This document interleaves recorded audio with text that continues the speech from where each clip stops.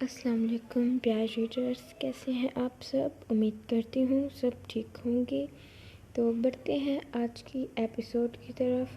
دہشت جنون از قلم این رائٹس، قسط نمبر 68 پارٹ 2۔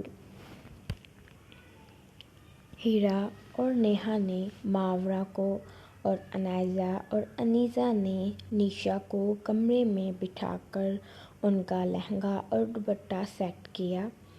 اذہان شاہ کمرے میں داخل ہوا، مڑ کر دروازے کو لاک کرتے ماورا کے پاس جا کے بیٹھ گیا۔ اسے بیڈ میں تھوڑی سی ہلچل محسوس ہوئی۔ اذہان ماورا کا گھونگھٹ اٹھانے لگا۔ ماورا نے اس کا ہاتھ پکڑ کے ناک میں گردن ہلائی اور دوسرا ہاتھ اس کے سامنے کیا۔ اذہان شاہ سمجھ گیا کہ وہ منہ دکھائی کا کہہ رہی ہے۔ بیوی، چہرہ دیکھوں گا پھر منہ دکھائی دوں گا۔ ماورا نے اس کا ہاتھ چھوڑ دیا۔ اذہان نے اس کا گھونگھٹ اٹھایا، لبوں پر ہاتھ جما کر بنا آنکھیں جھپکے اپنی بیوی کو دیکھنے لگا۔ جب ماورا پارلر گئی تھی، واپسی پر اذہان نے جب اسے پک کیا، اس کی منتیں کرتے رہ گیا کہ مجھے اپنا چہرہ دکھا دو۔ بیوی، آج الگ روپ چڑھا ہوا ہے تم پر۔ سائڈ ٹیبل کے دراز سے نیکلس نکال کر ماورا کو پہنایا۔ اذہان شاہ کے سرد ہاتھ اپنی گردن پر محسوس کرتے ماورا کے جسم میں کپکپاہٹ طاری ہوئی۔ اذہان، وہ کیک کس لیے رکھا ہے؟ اذہان ماورا کے رخسار پر اپنی انگلیاں مس کر رہا تھا جب ماورا کی نظر کیک پر پڑی۔ مسکرا کر اٹھا کر اور کیک پکڑ کے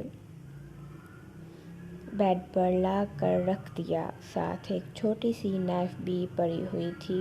آج میری بیوی کا برتھ ڈے ہے۔ میں نے کل رات ہی وش کر دینا تھا، لیکن جو ہنگامہ ہمارے گھر ہوا اس کے بعد موقع ہی نہیں ملا تمہیں برتھ ڈے وش کرنے کا۔ ویسے ابھی 12 نہیں بجے تو ہم کیک کٹ کر سکتے ہیں۔ اذہان کے اس قدر پیار بھرے انداز پر ماورا کی آنکھیں نم ہوئیں۔ اس کے گردن میں بازو حائل کرتے چہرہ چھپا گئی۔ مجھے لگا آپ بھول گئے۔ چہرہ اوپر کرتے اذہان شاہ کے رخسار کو لبوں سے چھوا۔ گہری مسکراہٹ نے اذہان شاہ کے لبوں پر احاطہ کیا۔ بیوی، کیک کاٹ لیں، اس کے بعد ہم رومانس کنٹینیو کریں گے۔ اذہان نے ماورا کا ہاتھ پکڑ کے کیک کٹ کیا۔ چھوٹا سا پیس اٹھا کر ماورا کے لبوں کے پاس کیا۔ بائٹ لے کر ماورا نے اذہان کا ہاتھ پکڑ کے اس کے لبوں کے پاس کیا۔ چلو، برتھ ڈے تو سیلیبریٹ ہو گئی، اب ہم اپنی ویڈنگ نائٹ سیلیبریٹ کرتے ہیں۔ اذہان نے کیک اٹھا کر سائڈ ٹیبل پر رکھ دیا۔ ماورا چہرہ ہاتھوں میں چھپا گئی۔ اذہان شاہ نے سختی سے اسے اپنے سینے سے لگایا۔ اذہان نے بریسلٹ ماورا کی کلائی پر پہنایا۔ چہرے کے سامنے سے ہاتھ پیچھے کر کے کلائی پر دیکھا، جہاں نہایت ہی خوبصورت بریسلٹ جس کے اوپر سفید ڈائمنڈ لگے ہوئے تھے۔ یہ میری بیوی کی برتھ ڈے کا گفٹ ہے، 18ویں سالگرہ مبارک۔ ماورا کا چہرہ ہاتھوں کے پیالوں میں تھام کر پیشانی پر بوسہ دیا۔ شوہر، میری مہندی کیسی ہے؟ ماورا نے اپنی مہندی سے بھرے ہاتھ اذہان شاہ کے سامنے کیے۔ بالکل میری بیوی کے جیسے خوبصورت۔ نرمی سے ماورا کے ہاتھوں کی پشت کو لبوں سے چھوا۔ اذہان نے ماورا کی کمر کے گرد بازو لپیٹ کے اپنے اوپر گرایا۔ جیسے ہی اذہان شاہ بیڈ پر پیچھے کی جانب لیٹا، ماورا کے اس کے اوپر گرنے سے ایک دم جھٹکے سے وزن بیڈ پر پڑا۔ سکرو ڈھیلے ہونے کی وجہ سے بیڈ دائیں جانب سے نیچے کی جانب ہو گیا۔ درمیان سے لکڑی ٹوٹنے کی آواز آئی۔ ماورا آنکھیں پھاڑے اذہان کو دیکھ رہی تھی۔ اذہان شاہ کو ایک پل کے لیے سمجھ نہ آیا بیڈ کی لکڑی ٹوٹی ہے یا اس کی کمر۔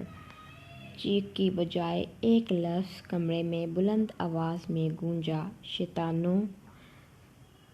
ماورا اذہان کے اوپر وزن ڈالتے بیڈ سے اٹھی۔ اذہان کو پہلے ہی اپنی کمر ٹوٹتی ہوئی محسوس ہو رہی تھی۔ ماورا کے وزن ڈالنے پر درد برداشت کرتے ضبط سے آنکھیں بند کی۔ ماورا کا سہارا لیتے اذہان شاہ اٹھ کر لڑکھڑاتے ہوئے صوفے پر بیٹھا۔ "ان شیطانوں نے میرے ہاتھوں سے ضائع ہونا ہے۔" اذہان درد کی شدت سے کراہتے کمر پر ہاتھ پھیر رہا تھا۔ "اذہان، درد ہو رہا ہے؟" ماورا نے اذہان کی پیٹھ سے ہلاتے پریشانی سے اس کی طرف دیکھتے استفادہ کیا۔ اس کا دل چاہ رہا تھا ایک مرتبہ اونچی آواز میں ہنسے۔ "درد؟ نہیں تو مجھے تو بہت مزہ آ رہا ہے۔" جل بھن کر کہتے ہوئے کمر جیسے ہی صوفے کی پشت کے ساتھ لگائی، درد کی شدید لہر اس کی کمر میں پیدا ہوئی۔ اذہان شاہ جھٹکے سے سیدھا ہو کر بیٹھ گیا۔ "میں گرم پانی کر کے لاتی ہوں، اس پر لگاؤں گی تو ٹھیک ہو جائے گا۔ آپ شیروانی اتار دیں۔" ماورا اس کی اسکن شیروانی پر ہاتھ رکھتے اٹھ کر جانے لگی۔ اذہان شاہ نے اس کا ہاتھ پکڑ کر کھینچ کے صوفے پر بٹھایا۔ یکدم درد ناقابل برداشت حد تک بڑھا۔ "اس حلیے میں تم نیچے جاتی اچھی لگو گی۔" اذہان شاہ نے ہاتھ سے ماورا کی پیشانی سے لے کر پاؤں تک اشارہ کیا، جس کا حسن قیامت خیز لگ رہا تھا۔ "تو پھر کیا پوری رات آپ درد سے کراہتے رہیں گے؟" ماورا نے اذہان کی کمر سہلانے کے لیے جیسے ہی ہاتھ رکھا، اذہان شاہ کی بلند چیخ کمرے میں گونجی۔ "آپ شیروانی اتاریں اور کرتا بھی اتاریں، تاکہ مجھے پتہ تو چلے کتنی چوٹ لگی ہے۔" اسے چیخ مارتے دیکھ ماورا اب صحیح معنی میں پریشان ہوئی۔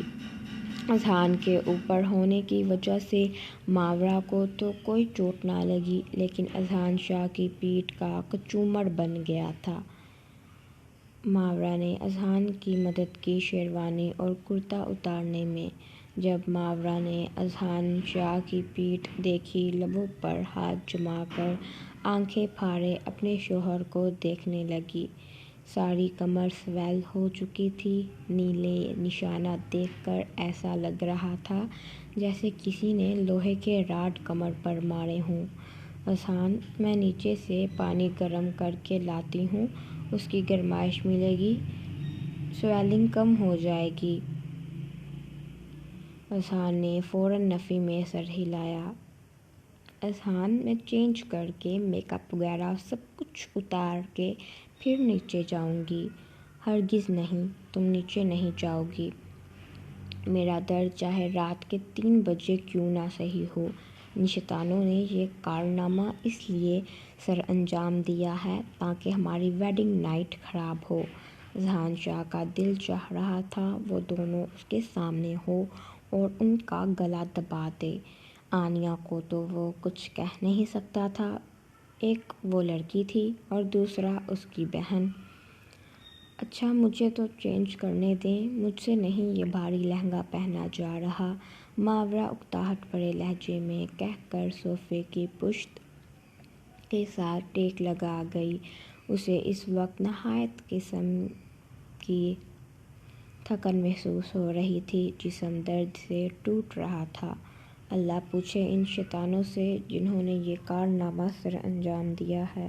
اذہان شاہ کا دل ان کو گالیاں نکالنے کا کر رہا تھا۔ ماورا اذہان کے قریب تر ہو کے بیٹھتی، اسے تنگ کرنے کی خاطر بے باکی سے اس کے چہرے پر ہاتھ پھیرنے لگی۔ اچھے سے جانتا ہوں میں اس وقت تمہارے قریب نہیں آ سکتا، اس لیے تم مجھے تنگ کرنے کے لیے یہ سب کر رہی ہو۔ اذہان ماورا کے سر کے پیچھے ہاتھ رکھتے اس کے لبوں پر جھکا۔ کچھ دیر بعد پیچھے ہوا۔ ماورا لمبے لمبے سانس لے کر خود کو پرسکون کرنے لگی۔ مجھے جتنی چاہے چوٹ لگی ہو بیوی، آج کے بعد اس طرح بے باکی کا اظہار مت کرنا، نہیں تو تمہارا یہ شوہر درد میں بھی تمہارے قریب آنے سے باز نہیں آئے گا۔ اذہان اس کا چہرہ ہاتھوں کے پیالوں میں تھام کر انگوٹھا اس کے لبوں پر رب کرنے لگا۔ رات کے 2 بجے تک وہ دونوں صوفے پر بیٹھ کے ایک دوسرے کا چہرہ دیکھتے رہے۔ اذہان شاہ کی کمر کا درد اب کچھ حد تک بہتر ہوا تھا، لیکن جیسے ہی وہ جلد بازی میں اٹھنے کی کوشش کرتا، کمر میں شدید درد کی لہر پیدا ہوتی۔ اذہان، مجھے نیند آ رہی ہے۔ کہاں سونا ہے ہم نے؟ ٹوٹے ہوئے بیڈ کو دیکھ کر اپنا سر تھام لیا۔ اذہان شاہ درد کو برداشت کرتے اٹھا۔ چلو میں تمہاری مدد کر دوں سب اتارنے میں۔ ماورا کو ساتھ لیے ڈریسنگ ٹیبل کے سامنے کھڑا کرتے اس کے دوپٹے سے ساری پنس اتاری، پھر جیولری اتاری، اس کے بعد بالوں میں لگی بے تحاشا پنس اتارنے لگا۔ یہ سب کرتے ہوئے انہیں رات کے 2:45 ہو گئے۔ اب مجھے پتہ چلا کہ پارلر میں 4 گھنٹے کیوں لگا کر آئی ہو تم۔ اذہان نے دونوں ہاتھوں میں پنس رکھ کر ماورا کے سامنے کی۔ ماورا مسکراتے ہوئے ہاں میں سر ہلا گئی۔ اچھا، جا کر تم چینج کر لو، پھر نفل ادا کرنے ہیں۔ ماورا مسکراتی ہوئی واش روم میں گئی، کپڑے تبدیل اور وضو کر کے باہر آئی۔ اذہان شاہ نے بھی وضو کر لیا تھا۔ دونوں نے ایک ساتھ شکرانے کے نفل ادا کیے، جو ہر جوڑا اپنی شادی کی رات ادا کرتا ہے۔ دونوں نے دل میں شدت سے دعا کی تھی کہ یا اللہ ہماری زندگی خوبصورت گزرے۔ اذہان ماورا کا سہارا لے کر کھڑا ہوا۔ بیگم، اب کیا ارادہ ہے؟ اذہان شاہ نے معنی خیز انداز میں کہہ کر ماورا کی کمر کے گرد بازو لپیٹتے اسے اپنے قریب تر کیا۔ اذہان، ٹھیک سے کھڑا آپ سے ہوا نہیں جا رہا، اور ماورا صرف اتنا ہی بول پائی۔ شرم سے سرخ ہوتے اذہان شاہ کے سینے میں چہرہ چھپا گئی۔ وہ میرا مسئلہ ہے۔ درد کو برداشت کرتے اذہان نے ماورا کو اپنی باہوں میں اٹھا کر صوفے پر لٹا کر اس کے ساتھ نیم دراز ہوا۔ دونوں ایک دوسرے کی قربت میں مسکرا رہے تھے۔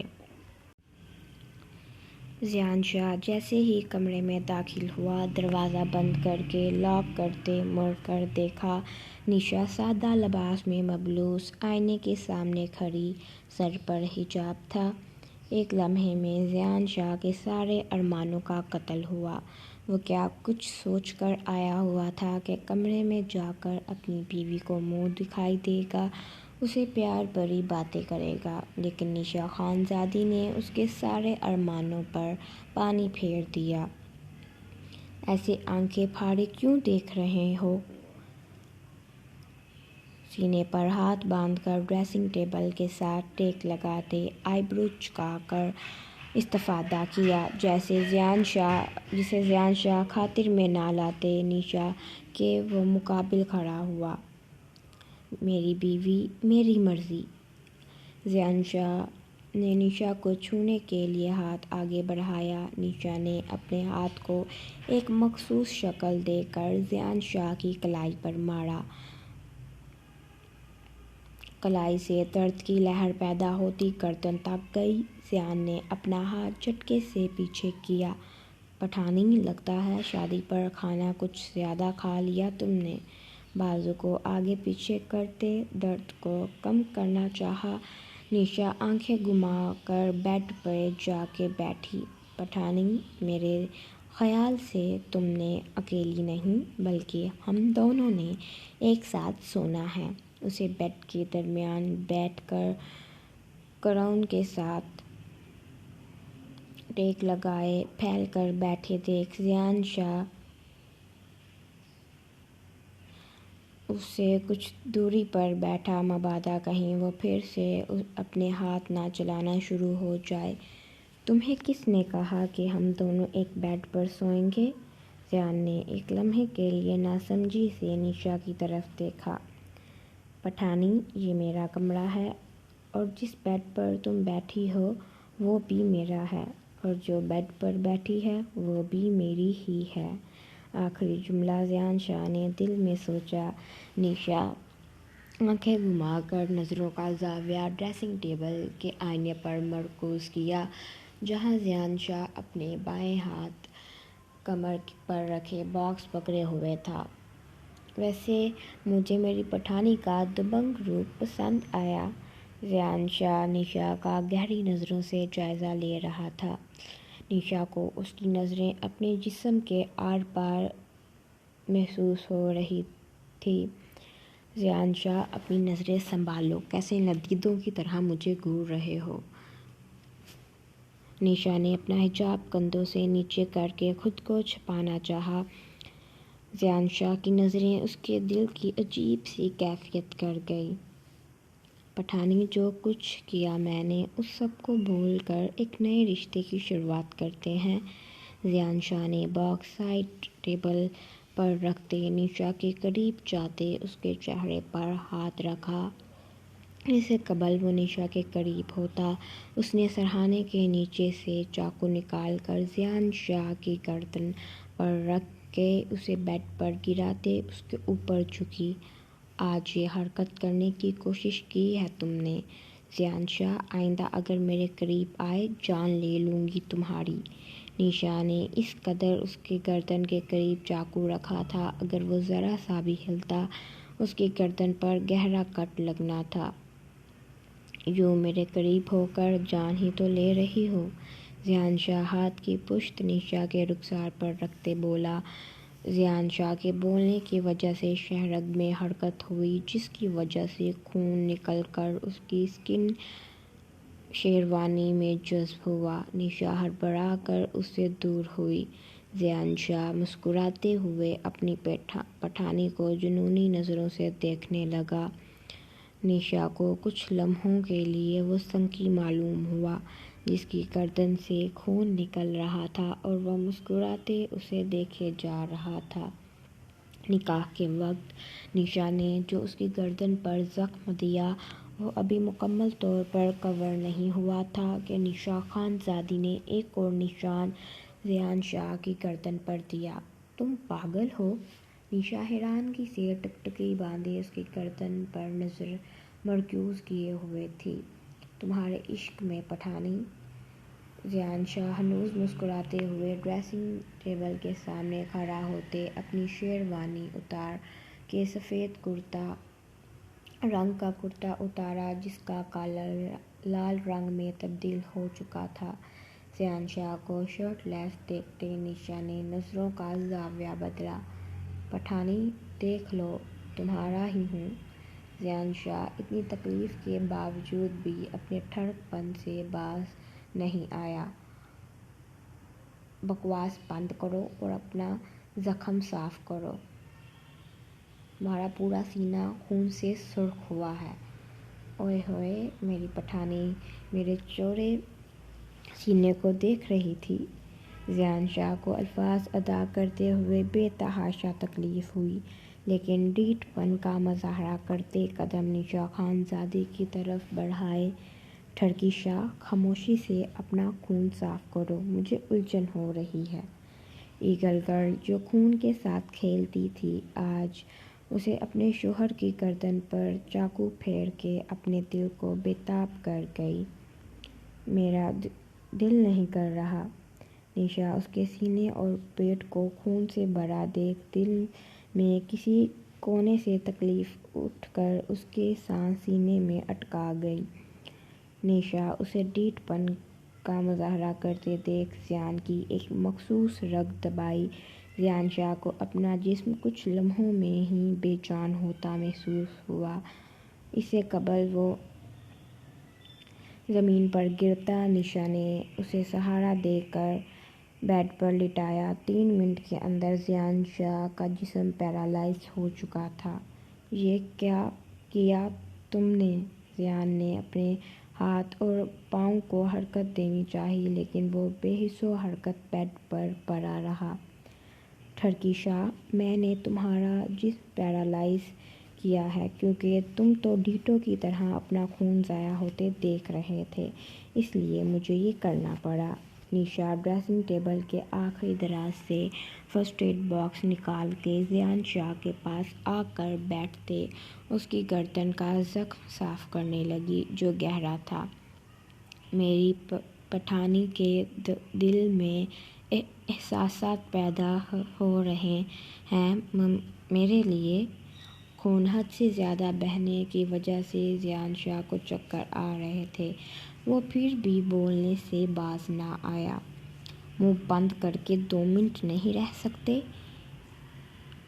کاش کوئی ایسی رگ مجھے پتہ چل جائے انسان کی جس کو دبا کے اس کی زبان مفلوج کی جا سکے۔ اور اپنے دماغ میں غلط فہمی پالنا بند کر دو۔ میں صرف اس لیے تمہارا زخم صاف کر رہی ہوں کیونکہ صبح تمہارا زخم دیکھ کر میرے بھائی جی کو تکلیف ہوگی۔ نشا زخم صاف کر کے زیان شاہ کے وجود سے خون صاف کرنے لگی۔ 10 منٹ بعد زیان نے کوشش کر کے اپنے پاؤں اور ہاتھ کو حرکت دی۔ وہ بیرون ملک وکیل بننے سے پہلے کراٹے کا ماسٹر بن چکا تھا۔ اپنے منجمد وجود کو ہلانا وہ اچھے سے جانتا تھا۔ نشا نے اس کے ہاتھ اور پاؤں میں حرکت محسوس کرتے دیکھ دوبارہ اس کی وہ رگ دبائی۔ زیان شاہ نے خود پر ضبط کیا لیکن اس کی آنکھیں خود بخود بند ہونے لگیں۔ نشا جو اس کی گردن پر پائیوڈین لگا رہی تھی اس کی آنکھیں بند کرتے دیکھ اس کے کانوں میں ارسلان شاہ کے الفاظ گونجے، اگر ہم پیرالائز کرنے والی رگ ایک ساتھ انسان کی 2 دفعہ دبا دیں تو 90% چانسز ہوتے ہیں اس انسان کے دائمی طور پر پیرالائز ہونے کے یا پھر اس کی جان جانے کے۔ نشا کو اپنا دماغ مفلوج ہوتا محسوس ہو رہا تھا۔ اسے وہ طریقہ کار بھول گیا جس سے پیرالائز انسان کو ٹھیک کر سکتے تھے۔ 5 منٹ بعد اسے وہ طریقہ کار یاد آیا۔ زیان کی اس مرتبہ اس نے پھر ایک وین دبائی لیکن اسے ہوش میں نہ آتے دیکھ نشا کی آنکھوں میں موٹے موٹے آنسو جمع ہوئے۔ نشا کے آنسو زیان شاہ کے چہرے پر گر رہے تھے۔ زیان شاہ جو بے ہوش ہونے کی ایکٹنگ کر کے سانس روکے لیٹا ہوا تھا، اپنی پٹھانی کے آنسو چہرے پر گرتے محسوس کر کے جھٹ سے آنکھیں کھول کے اس کی طرف دیکھا۔ زیان شاہ ہڑبڑا کر اٹھ بیٹھا۔ اس کے جھٹکے سے اٹھنے کی وجہ سے گردن سے پھر سے خون بہنا شروع ہو گیا۔ میں ٹھیک ہوں پٹھانی، کچھ نہیں ہوا۔ نشا کا سر اپنے سینے پر رکھ کے اسے چپ کروانے لگا۔ دفعہ ہو جاؤ پیچھے، تم مر ہی جاتے تو اچھا تھا۔ نشا جھٹکے سے اس سے دور ہوئی۔ اس کا دل چاہ رہا تھا وہ اپنا سر دیوار سے دے مارے اپنے رونے پر، اور جو اس ٹھرکی شاہ کی ایکٹنگ نہیں سمجھ پائی۔ ابھی تو کوئی میرے لیے اتنے موٹے موٹے آنسو بہا رہا تھا اور اب مجھے مارنے کی بات کر رہی ہو پٹھانی۔ زیان شاہ میرا ضبط نہ آزماؤ اور دفعہ ہو جاؤ صوفے پر۔ نشا نے چلاتے ہوئے ہاتھ سے صوفے کی طرف اشارہ کیا۔ اچھا پٹی تو کر دو۔ وہ رہی پٹی، خود کرو، ہاتھ سلامت ہیں تمہارے۔ نشا نے پٹی، کاٹن، پائیوڈین اٹھا کر صوفے پر اچھالی۔ میرے سارے ارمانوں پر پانی پھیر دیا تم نے پٹھانی۔ کیا کچھ سوچ کر کمرے میں آیا تھا؟ بیوی سے پیار بھری باتیں کروں گا، سہاگ رات مناؤں، جسٹ شٹ یور ماؤتھ اور دفعہ ہو جاؤ وہاں پہ۔ زیان شاہ کی بات پوری ہونے سے قبل نشا اس پر گرجی۔ مجھ سے اتنی اکتائی ہوئی کیوں ہو تم؟ زیان کو اس کا لہجہ اب تکلیف دے رہا تھا۔ پہلے تو وہ اس کی بات اور انداز مذاق میں اڑا گیا لیکن اب نہیں تمہارا کیا خیال ہے کہ زبردستی کی شادی میں لڑکیاں خوشی خوشی اپنا آپ اپنے شوہر کے حوالے کرتی ہیں؟ زیان شاہ، میں کبھی تمہاری ہوش کو پورا نہیں ہونے دوں گی۔ نشا تلخ الفاظ استعمال کرتے چہرے کا رخ دوسری طرف موڑ کر بیٹھ گئی۔ دل زخمی ہوا، تیر چاقو الفاظ معلوم نہیں کہ کس سے، لیکن خون رس کر دل کو ویران کر گیا۔ آنکھوں میں لال ڈورے دل کی تکلیف کو واضح کر رہے تھے۔ تمہیں سب مرد ہوش پرست کیوں لگتے ہیں؟ دل میں آیا سوال نشا خانزادی کے سامنے پیش کیا۔ نشا نے کھوکھلی مسکراہٹ لبوں پر سجا کر زیان شاہ کی طرف رخ کیا۔ کیونکہ تم سب مرد ہوش پرست ہی ہوتے ہو۔ کچھ مرد نکاح کے بعد ہوش پوری کر لیتے ہیں اور کچھ نکاح کرنے کے بعد۔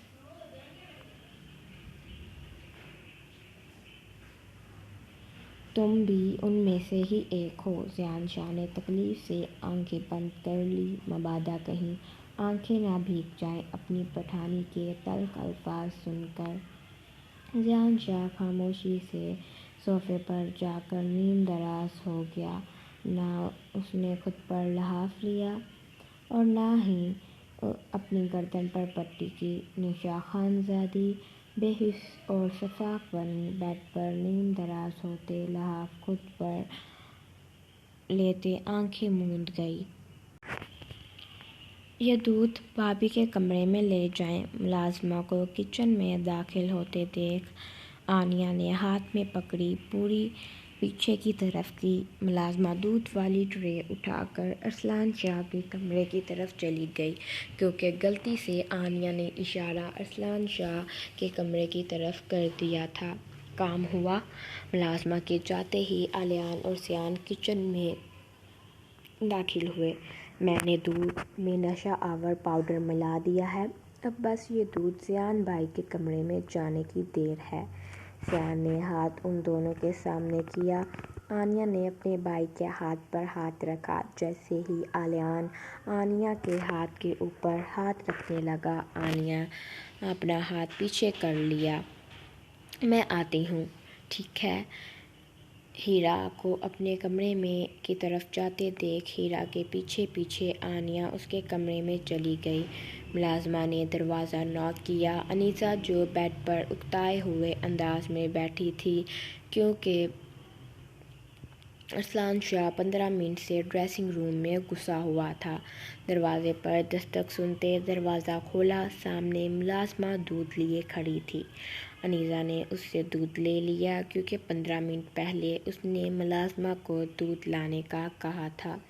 سائیڈ ٹیبل پر رکھتے مزید 5 منٹ ارسلان شاہ کا انتظار کیا، لیکن وہ باہر نہ نکلا۔ انیسہ بیک گراؤنڈ کے ساتھ ٹیک لگا کے دودھ پینے لگی۔ 5 منٹ بعد انیسہ کو اپنا سر چکراتا ہوا محسوس ہونے لگا۔ اتنی سردی میں بھی اس کا چہرہ پسینے سے تر تھا۔